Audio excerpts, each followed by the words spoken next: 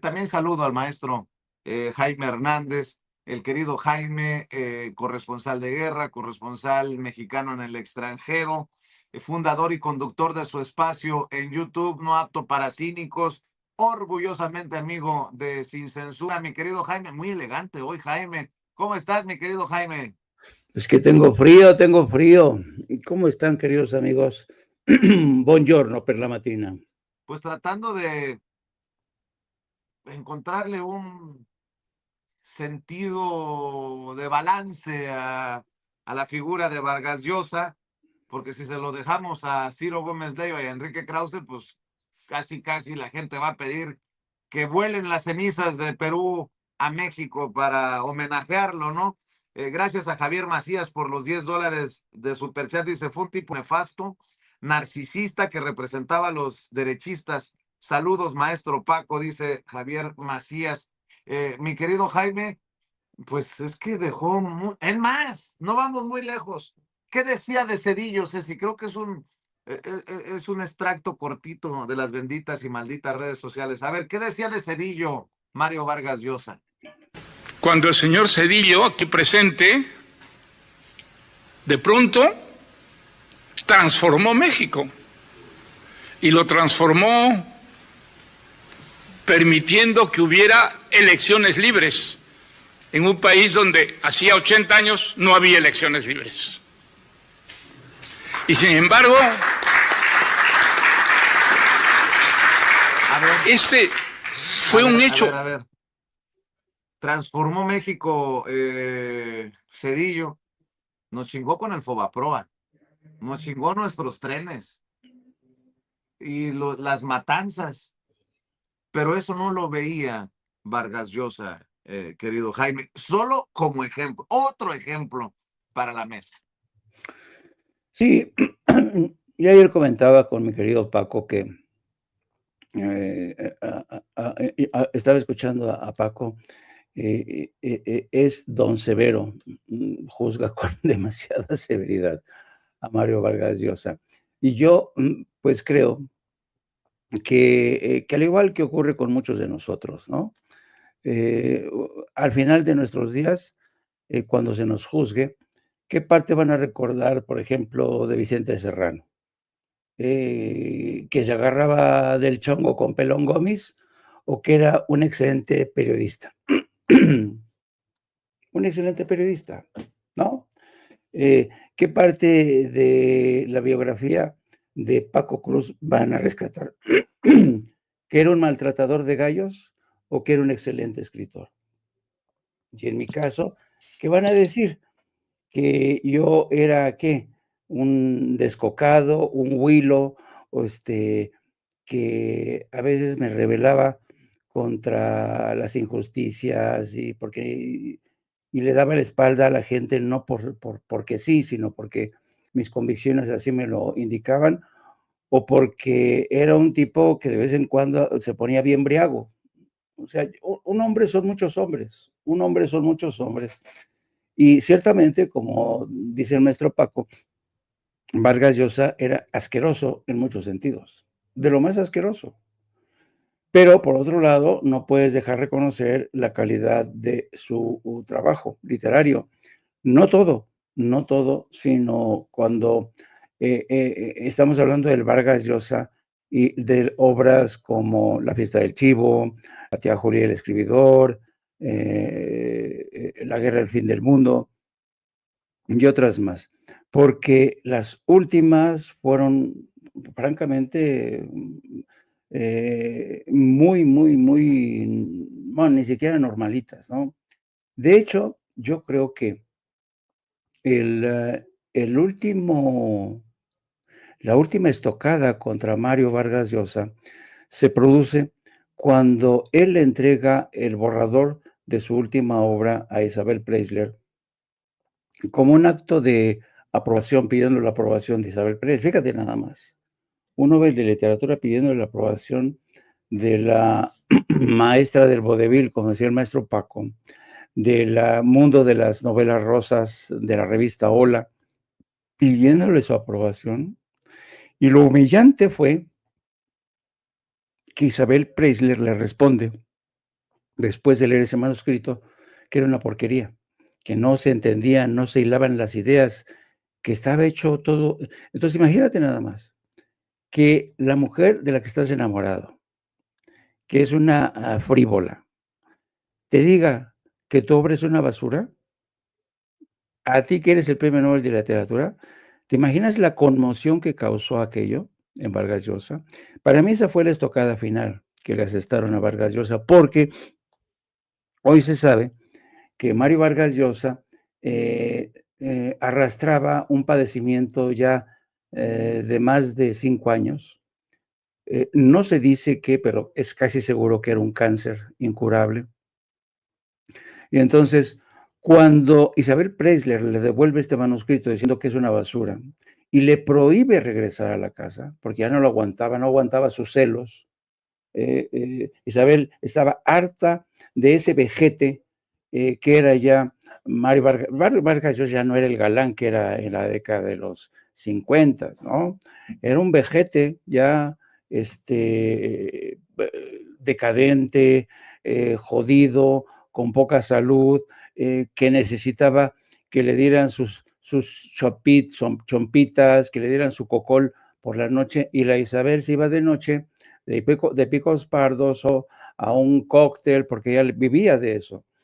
Y entonces Isabel Preisler se saltó. Pero que le haya devuelto su último manuscrito diciéndole literal, prácticamente que era una basura, para mí ese fue la estocada final. Y a partir de ahí, Mario Vargas Llosa se fue apagando más y más y más. Se fue a refugiar a su apartamento ahí en la calle de Flora, en Madrid. Y poco después de reunirse con su familia, con su ex esposa, con sus hijos, y después de reflexionar sobre lo que le quedaba de vida, él ya sabía que le quedaba poco de vida. Él decide regresar, replegarse, irónicamente, hacia Perú, donde es un país al que tanto despreció él, un país que no lo merecía desde su punto de vista, y se fue a morir ahí. Pero nos hemos enterado, a juzgar por la reacción de los peruanos, que en su última morada, Vargas Llosa no encontró la redención que esperaba, no encontró el perdón. ¿Por qué? Pues porque le había dado, hace mucho tiempo le había dado la espalda a su patria. Ese señorito del barrio de Miraflores había preferido irse a regodear. Primero se fue a Princeton cuando sufre esa severa derrota y que es incapaz de ganar la presidencia de Estados Unidos, va y se refugia en Princeton y luego se va a España a codearse con la realeza española, lo convierten en marqués. Y el señorito de Miraflores se convierte en marqués de España y se coloca entre los grandes de la realeza española. ¿A qué precio? ¿A qué costo? Yo creo que esa última fase de Mario Vargas Llosa, donde defiende la supuesta transición que empujó Ernesto Zedillo. Yo recuerdo muy bien esa conferencia de Mario Vargas Llosa, diciendo que los mexicanos le debíamos mucho a Ernesto Zedillo, que habíamos sido muy injustos con Ernesto Zedillo, que Ernesto Zedillo tendría que tener una estatua por haber promovido la transición a la democracia, ¿no? Y es cuando te das cuenta, y para mí esto es quizá lo peor de lo que se puede hablar de Vargas Llosa. Se puede reconocer su gran obra, pero al mismo tiempo, yo creo que la peor acusación que se le puede hacer a Vargas Llosa es de deshonestidad intelectual. Para mí es la más grave. Siendo uno de los intelectuales de renombre para The New York Times, para Princeton, para los diarios como El País, ABC, El Mundo, siendo uno de los escritores e intelectuales de altura, que te conviertas en un deshonesto intelectualmente, pues eso ya es lo último, ¿no? Es lo último. Yo creo que Mario Vargas Llosa fue una estrella fulgurante que ascendió, brilló y cayó de forma estrepitosa y se estrelló contra su propia vanidad, contra esta impostura del señorito de Miraflores que intenta convertirse en miembro de la realeza, conquista a la chica que ya había pasado por otras manos, como Julio Iglesias, Enrique Boyer, y otros, ¿no? Porque ella era de algún modo la mujer que le ofrecía derecho de picaporte para codearse con la socialité española, con la realeza. Pero esta mujer, cuando lo ve que está ya jodido, decadente, pues le dice, ¿sabes qué, chato? Mejor te vas a tu casa porque aquí ya no te aguanto, mi hija Tamara ya te tiene miedo, mejor quedamos así y te me vas. Y por cierto, tu última obra es una basura. Eso es el triste final, pero insisto, a todos nos pasa así. Todos tenemos un momento fulgurante en nuestra biografía y ya cuando somos viejitos, que mejor no nos vean, ¿no? Cómo nos cagamos en los pantalones, cómo decimos tonterías, cómo se nos va la memoria, cómo somos incapaces ya de subir unas escaleras. Es jodido, es duro. Y eso fue el último capítulo de esa estrella fulgurante, esa estrella literaria, le tocó vivir a Isabel Preisler. Y además, joderlo, para mí, insisto, Preisler fue la que le asestó la última estocada a Vargas Llosa. Pues sí, pero hay algunos que queremos poder hacer, tener esos desfiguros por la edad en casa y no en público, como lo vino haciendo por años, en esa deshonestidad intelectual de la que hablas y lo dices muy bien, Jaime, porque él veía su mundo y él asumía su verdad como la verdad. Sí. Y la verdad es que en México el 80% de los mexicanos le ha dado una bofetada de honestidad precisamente a Mario Vargas Llosa, quien fallece, pues, y qué bueno que Ceci me pone esto en pantalla, es el 80% de aprobación a Claudia Sheinbaum y la gran aprobación con la que se fue el presidente Andrés Manuel López Obrador, y solamente con figuras, miren lo que voy a decir, como Vargas Llosa en la derecha internacional, es que se entiende que a nivel internacional la derecha haya invertido tanto dinero y tantos esfuerzos para posicionarlo de narcopresidente contra Andrés Manuel López Obrador y hoy lo de narcopresidenta contra Claudia Sheinbaum. Y por ahí vaya pensando en quién buscará llenar los zapatos de Mario Vargas Llosa como esa figura intelectual, política, defensora de las libertades, porque la derecha se iba mucho con Vargas Llosa. ¿A quién pondrán en su lugar? Oigan, por cierto, déjenme cerrar antes de ir a la mañanera del pueblo con un tema candente, porque ya salió más de un cantante de narcocorridos a criticar esto de la prohibición de narcocorridos y conciertos de música pesada, de música alterada. El conocido cantante Junior H lamenta y tacha de ridícula la nueva iniciativa de prohibir este género musical que contiene letras violentas o que hagan apología de la violencia. Salió en defensa de los narcocorridos. La presidenta nacional de Morena, Luisa María Alcalde, también se pronunció en este sentido y estoy buscando precisamente el tuit de Luisa María Alcalde. Aquí está, miren, lo acabo de encontrar. En Morena apostamos porque los cambios deben darse a través de la revolución de las conciencias, no por imposición. No se trata de prohibir los narcocorridos, se trata de hacer conciencia del impacto que generan en nuestra sociedad cuando hacen apología de la violencia, de las drogas y del machismo. Nada por la fuerza, todo por la razón. La música regional mexicana tiene un gran poder, tiene un gran potencial transformador. Yo solamente le voy con mucho respeto a decir a la presidenta nacional de Morena que no meta a toda la música regional mexicana en el mismo saco, porque hay música regional muy bonita. Ahí están las canciones. Una de mis favoritas es de Julián Álvarez y no le he escuchado que si las balaceras y que si. Esa es mi opinión. En su concierto, y hace poco fui a un concierto de Julián Álvarez. o están otros artistas. El que sí dice prohibir los narcocorridos es el gobernador de Michoacán, Alfredo Ramírez Bedoya, que dice que mañana mismo firma un decreto. Gobernador morenista, comunicado de la presidenta nacional de Morena, a ver qué pasa, porque también al interior de Morena hay debate. Escuche, vea.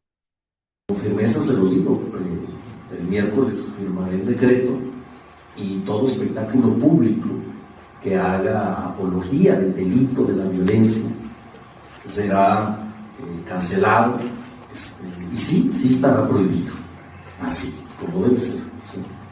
Porque tenemos que recuperar la paz, la tranquilidad, y no es posible que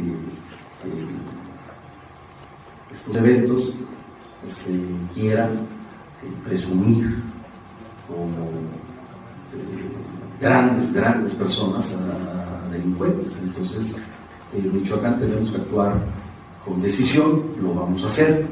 Ya sé que ya veré a los jueces federales otorgando amparos, ya lo sé, ¿sí? Pero no vamos a promover la violencia, aunque el Poder Judicial Federal esté en favor de la violencia y de los delincuentes, nosotros no. Pues a ver qué dicen en Morena, a ver qué dice la presidenta ante este comunicado de Luisa María Alcalde y estos dichos de gobernadores como Alfredo Ramírez Bedoya. Paco Cruz, escucho tus opiniones en un tema pues muy controversial, polémico. Vicente no debía ser, bueno, primero nada más, rapidísimo, unos segundos. Krause no, es un enano mental. Con todo respeto, no voy a decir lo que yo pienso, lo que pienso, pero además que desde que salió, por ejemplo, la presidencia imperial, hay análisis sobre eso. Cuando cita a Roberto Blanco Moeno como fuente informativa, un periodista corrupto, un periodista basura, ya sabes qué nivel es Krause. Pero bueno, los narcocorridos, ayer, tú sabes, mucha gente me criticó por mi posición. Yo en eso sí soy duro, cero prohibiciones. Los narcocorridos, como me decían, la literatura también es narca. No, también estoy hablando, de eso hablo. Cuando hablo de narcocultura, es una subcultura dentro de nuestra cultura que se basa en ¿qué? En los valores, prácticas, lenguajes del narcotráfico. Pero la cuestión es, por ejemplo, mira, el gobernador de Michoacán va a acabar con un decreto con la violencia, con toda la subcultura, cuando la venimos arrastrando desde los 40. Pues claro que no. La presidenta Claudia Sheinbaum Pardo, Luisa María Alcalde con todos sus matices, tienen razón en ese camino. Ayer yo lo dije.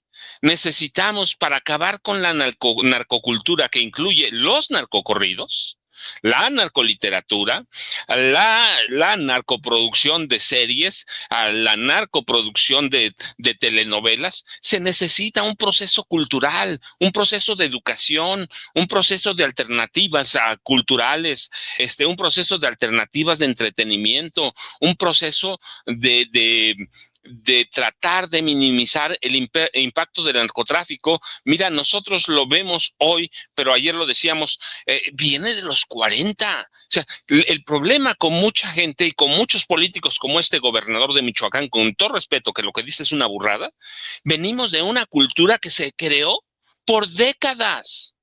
¿Cómo con un decreto dices, a partir de hoy se prohíben los narcocorridos y se acaba la violencia? No, hombre.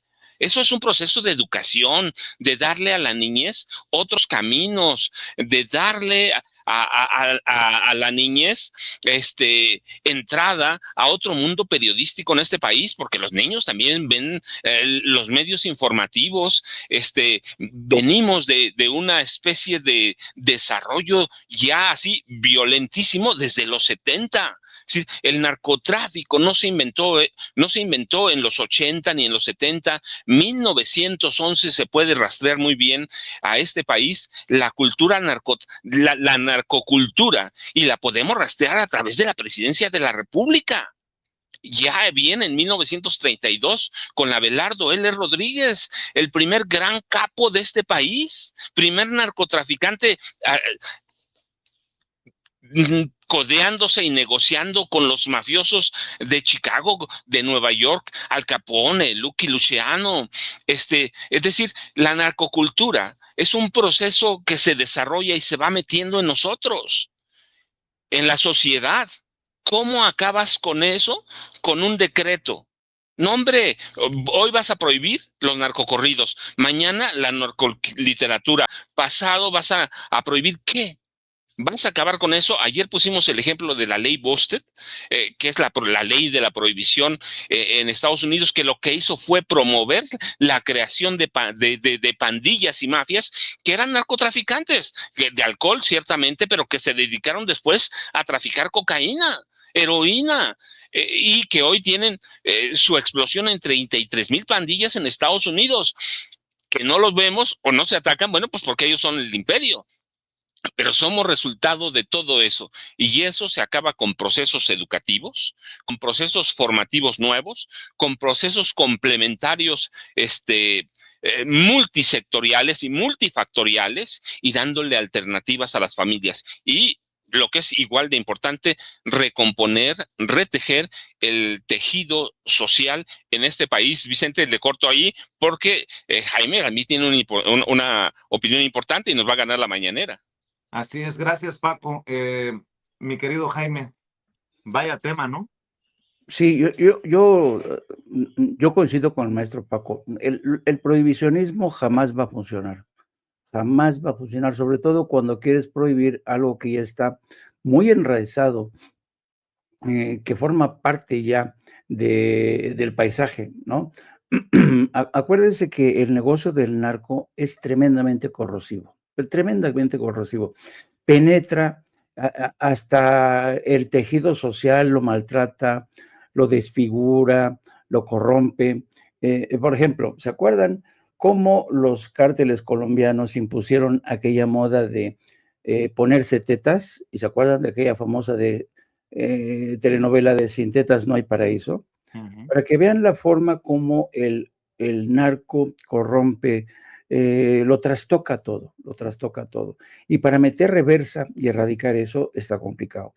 En el caso de México, yo voy más allá porque yo le señalaba ayer con Paco que el gobierno de Claudia Sheinbaum, si realmente quiere desaparecer, erradicar los narcocorridos y todo lo que está vinculado a él, como es la violencia, tendría en serio que iniciar un estudio muy en serio, muy profundo, etnográfico, sobre el narcocorrido. Porque, miren, yo comentaba ayer que yo conocí, cuando hacía los recorridos por Estados Unidos y México, conocí a un jefe de operaciones tácticas contra el narcotráfico en El Paso, Texas, se llama Robert Beaumont, y Robert Beaumont se especializó en el estudio de Jesús Malverde, la Santa Muerte y los narcocorridos. Y cuando yo lo entrevisté, dijo, oye, ¿y a ti por qué te interesa esto? Dice, porque ahí justamente están muchas de las respuestas que yo busco para tratar de entender a los narcotraficantes. Los narcotraficantes le rinden culto a un personaje como Jesús Malverde, que tiene esta imagen de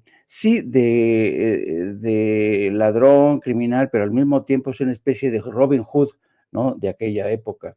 ¿Por qué le rinden culto a la Santa Muerte? Porque saben que tienen una vida bastante corta y quieren por lo menos estar bien, en buenos términos con la Santa Muerte. ¿Por qué les gustan los narcocorridos?